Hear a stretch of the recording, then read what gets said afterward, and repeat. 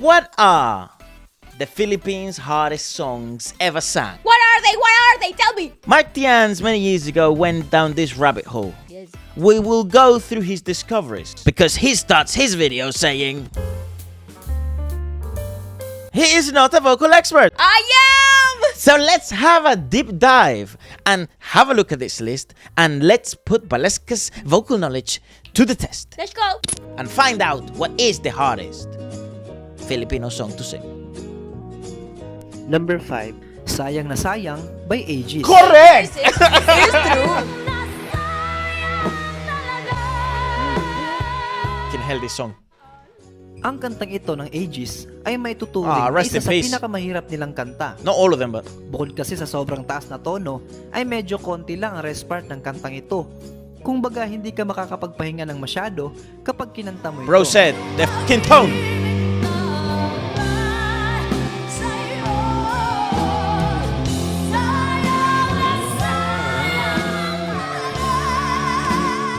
Especially sa chorus part Better at bridge na kung than saan the studio. mag-iiba ang tono Agreed. at Better than the tataas studio. pa lalo.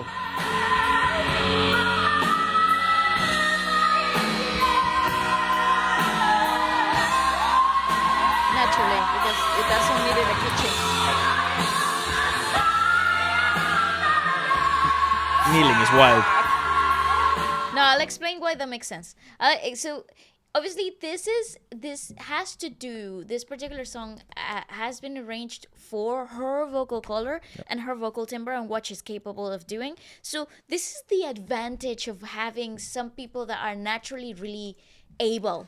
They get that sort Natural of like flexibility. correct. They have the predisposition to sing that way. However, what is really impressive about this particular song is the repetition in which she has to achieve that note. It's the sustained It's the aspect of it that sustained makes it aspect. so difficult. And the stylized aspect of it as well. Because, like, yes, you can hit the note in a clean belt, but that's not the style of the song. The style of the song is to be a little bit more growly, to have a little bit of bite. Aegis to was it. rock. Correct. I mean, they still are, but the rock.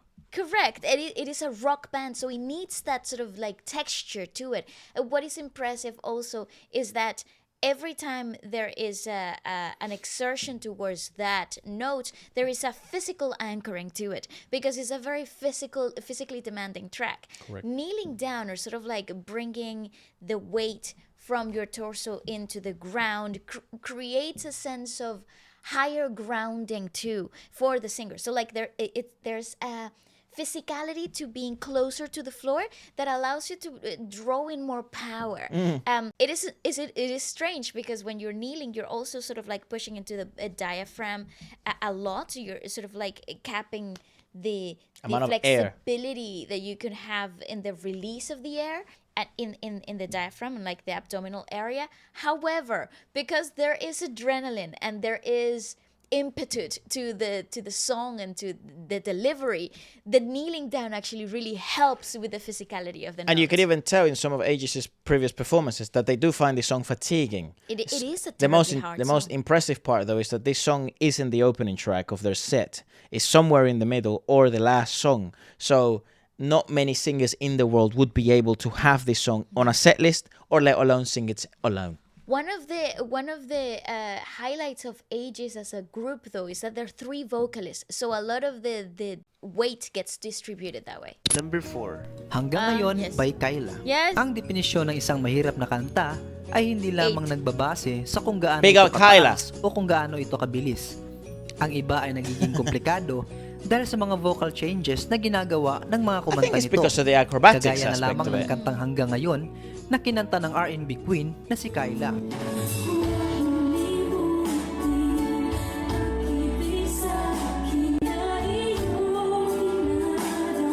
Also dynamics. Ang kantang ito ay medyo mabagal at hindi gaanong kataasan. Ngunit kinakailangan ng matinding emosyon at flexibility ng boses from real voice to falsetto na hindi mahahalata ng mga nakikinig. Bakit hanggang ngayon ay ikaw pa rin sinta? Also, I would like to add into this her recent clip of Cozy Cove, Bukod pa dyan, isamahan mo pa ito ng mga her recent Cozy Cove performance It's is probably a better example of why this song is so difficult. Whether it's one of the most difficult Filipino songs out there. It is. I like it because I like that it makes the list, because a lot of the time people will just choose, you know, the belters. the belters, a Morissette song, a Wlsk song, perhaps a Lani Misalucha performance, John Aline, these types of, you know, heavy vocal acrobats. Acrobats in the sense of the range they have, not acrobats, just range they have. But sometimes the most difficult songs to perform are songs in which you need the right intent, you need the right dynamics, you need the right nuance and ability to traverse your inventory of different techniques in a song and not make it seem like it's all mechanical. And I think Kyla is pretty much a master of that. I actually think her development, especially you can really see the maturity of a singer and like what they have achieved vocally, and the ease in which they can access certain techniques when you see them singing the same song throughout decades, Yep. in different age stages of their life. She's gotten better, actually, Kyla. Correct. Kyla's understanding has gotten better. Yes, exactly. That was why I was bringing it back to the Cozy Cove performance, because all of the clips that we're seeing here, even though they're great and they're a little bit old, they actually lack a little bit of that seasoning that she had for the Cozy Cove performance, which was such a fully fleshed out display of technical ability.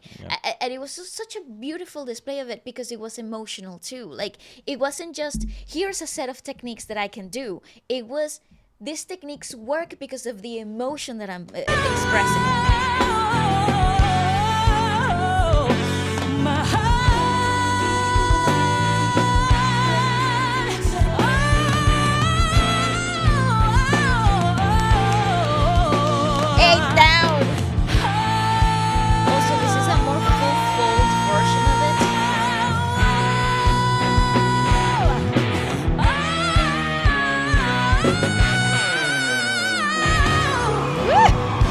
And you got fucking Ben and Ben watching, you know, in the crowd.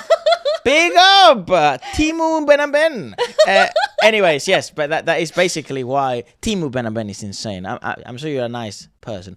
You just look like fucking Ben and Ben. Yeah. Anyways, regardless, also, fun fact, my favorite Filipina Spanish girl was watching that show as well. Kitchen Natal, if you pay attention, right at the back. Yeah, she's actually right at the back. She was like, Kitchen Natal. Anyways, but yes, I do agree with Hanggang Nayon being on the list. Unbelievable.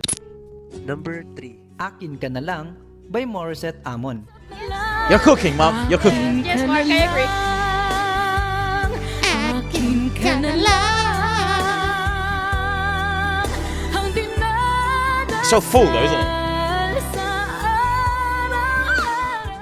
I Marami just man love tayo that nakikita clip. na gumagawa ng covers nito sa YouTube o Facebook, ay masasabi pa rin natin na ang kantang Akin Ka Na Lang ni Morissette Amon ay isa sa mga kantang mahirap kantahin.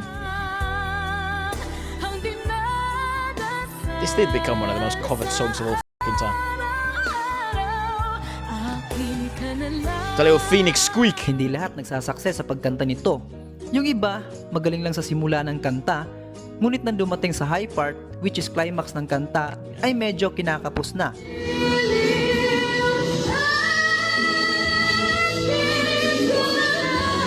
She chested that.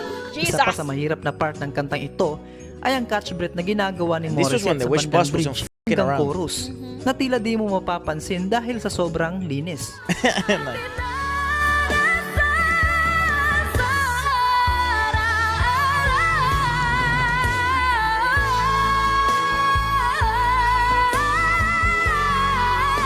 One breath. What the freaking hell? Samahan mo pa ng whistle na tanging si Mori lang ang narinig kong perfect na nakakagawa.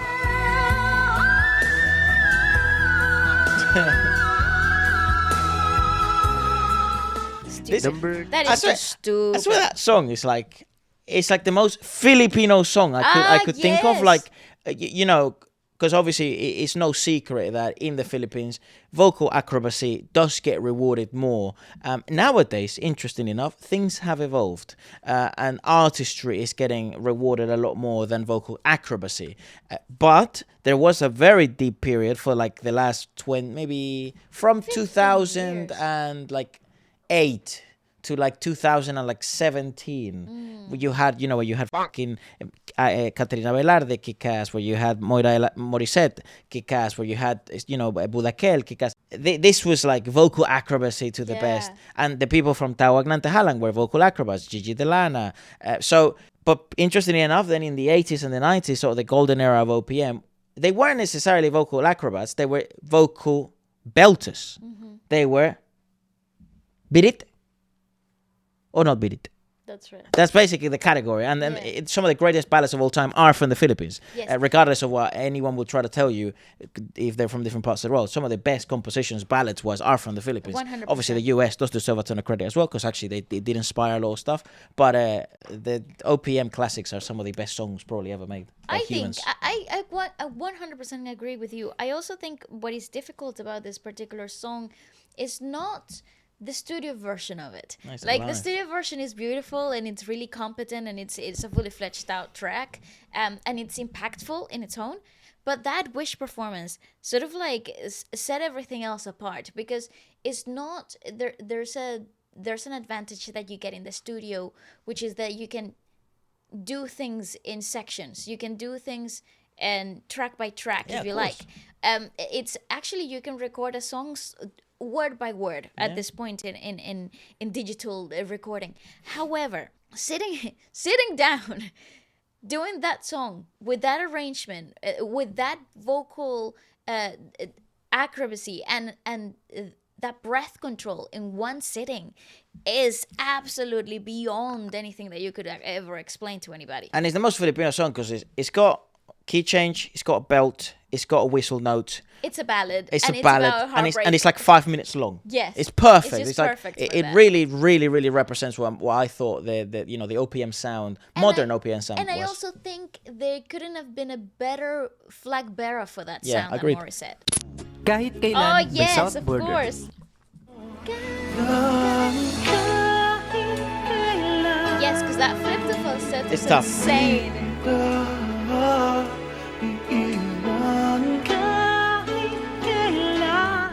Imagine Kung coming ikaw up ay with this fan song. ng South Border at ng kanilang kantang Kahit Kailan, ay alam mo na kung gaano kakomplikado ang kantang ito. Kumbaga, magsisimula ka sa mababa He sometimes struggled at with this song. magtatapos ka sa isang napakataas na nota.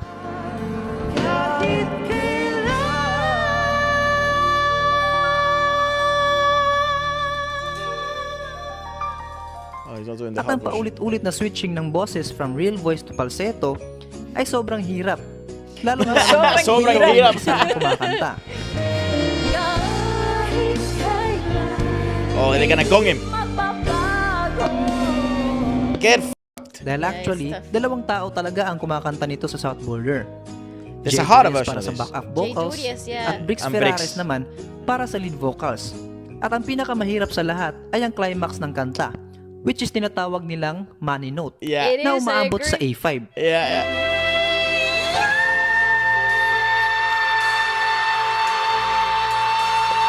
Absolute God. That is so good. It's so Imagine mo good. na lang kung gaano kataas yun. Kahit nga babae ay nahihirapan abutin yon. Gayunpaman, marami namang mga singers ang nag-success sa pagkanta nito, mapa-professional man o normal na tao. Yeah. Gorgeous.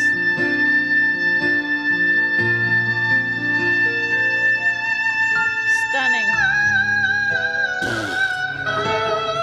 It's Hell. beautiful. That was flawless. I have to say, this song is very tough because of this section. Yes. Because the rest of the song is actually fairly okay. It's a great song, nice. but it's not a difficult song to do. The fucked up part of this song is that because people know that this is the money note, everyone's just paying attention just towards this part. Yes, this is one of those songs because of its composition where the only meat in that sandwich is towards the climax. That's where you get the tastiest bit. And the fucked up part is if you play it with the band and it has a sax or maybe keys, the point of the song is to hit the A5 and for the sax to transition perfectly from the vocal A5 to the sax A5. Holy fuck. You're gonna know if you're slightly off, bro. Correct. And the whole crowd is gonna know. Because sometimes the crowd actually doesn't give a fuck or No, doesn't but in the care. Philippines they do. You guys do care. And he made, like, South Border made it so obvious to Yes. know. I do feel, however, that the best cover of this version, or even arguably just as good as the original, is Michael Pangilinam's Yes. cover of this on the Wish Yes, bus. I agree. It's probably one of the most musical covers I've ever heard, because it didn't become a different song, but it had a different flavor, and it was so tasty and nice. And sometimes covers really fail to do this. In my opinion, it's still one of the best covers I've ever heard in my life. Yeah, I agree. So shout out Michael for that. Wait, are you sure? Because he did Rainbow. Are you not talking about? He did Rainbow. That's Yeah, right. He did yeah. do Rainbow. He didn't do Kahit Kailan. No, I don't think he's done. Because actually, I don't think he's got the chops to do Kahit Kailan. I think he could, but I don't think he's It's done his it. style. Yeah, no, I don't think he's Has he done ever it. that? Yeah, I don't no. think so. Yeah, take that off, Alvino. No. Sorry, I got confused. Bukas na lang kita mamahalin. Yes! By Yes! Lani Misalucha. Lani, yeah. I agree So with we're sort of this. right. I Go, guess. Mark. I agree with you.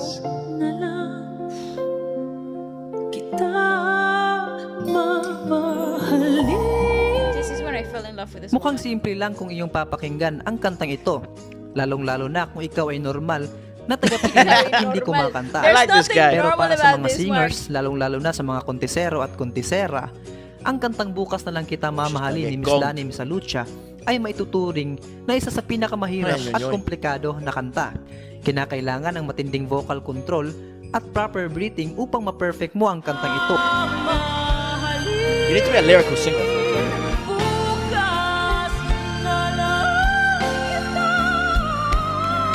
It's lyrical. Bihira lang rin ang gumagamit ng kantang ito guys. sa mga contest dahil masyado itong mataas at technical.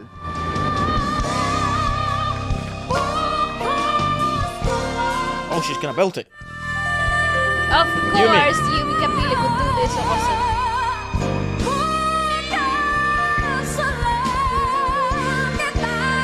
Your chest.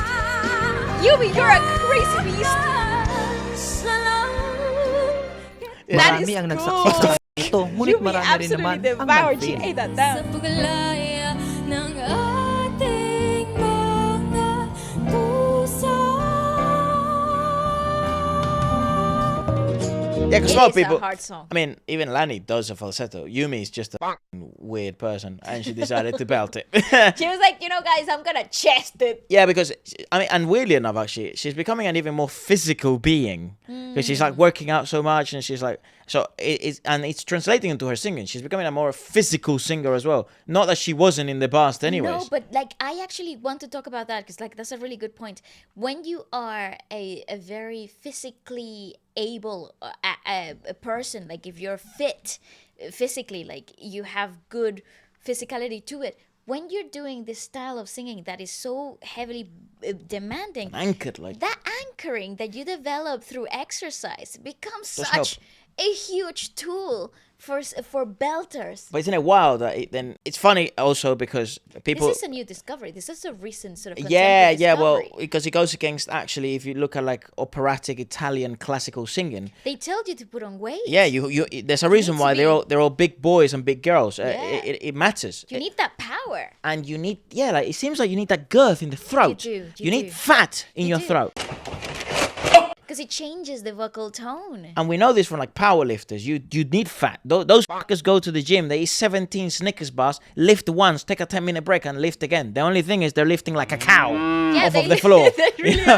are. so But yeah, think about opera singers and classical singers. Same thing. Like they're like the power lifters of singing essentially. Correct. But they teach you that physicality, that power has to come from somewhere. However, the contemporary evolution has been if you are in incredibly good shape, It will that help. power will also translate into also, your singing. You live longer.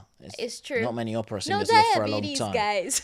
And they don't live for a very long time, the opera singers. They never did in the past, and they don't do even now. Pavarotti should have died when he was like 110, That's bro. actually a good point. You know, he had a very like alright lifestyle. Like It's you know? true. So, anyways, all I'm saying is also, Bukas na lang is the number one. but Lani Misalucha is not a modern like singer. She's not a contemporary singer either. No. She's a mix between contemporary and lyrical. She's that bridge between the two. She's actually, because I know that she has spoken about not having Classical background. training. Yeah. I call BS on call that. bollocks. I call BS on that, even if she says so herself. No, like it might mean like she didn't go to school. That's maybe what she Correct. means. But But she I call 100% like tried she it. had to train Yeah. in that. Like, even if it wasn't by like an Italian classical school, Doesn't matter. you still had to train that Filipino teacher. or just yourself. Self-taught, yeah. Just yourself. You had to develop the brain capacity with the physical capacity to get to that style. Lyrical style, yeah.